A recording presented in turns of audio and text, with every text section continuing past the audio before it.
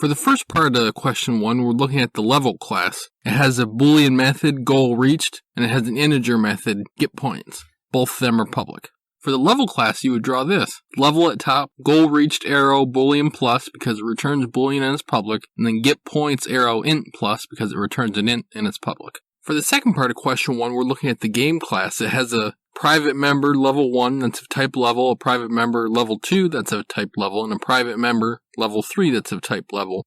It has a game constructor.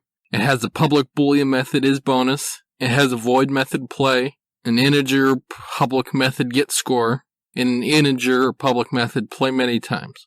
This is the picture you draw for the game class. The 3 level members, and they're all private. All your methods, which are public, and then what the return type of all the methods are. For question 1a, you're writing the getScore method, which returns the score for the most recently played game. Each game consists of 3 levels. The score for the game is computed using the following helper methods.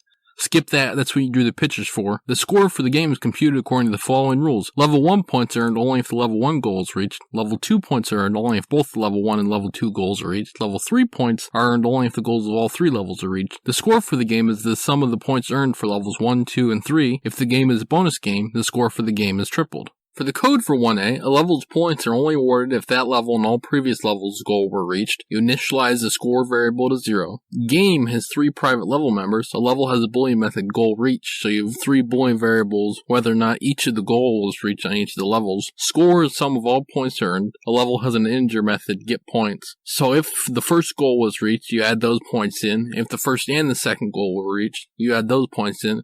If the first, second, and third goal were reached, you add those points in. Finally, if a game is a bonus game, triple the score. If it is bonus, score times equals 3. And then finally at the end, you return the score. I normally make videos teaching you how to code in Java, JavaScript, and Python, so if that sounds interesting to you, please subscribe.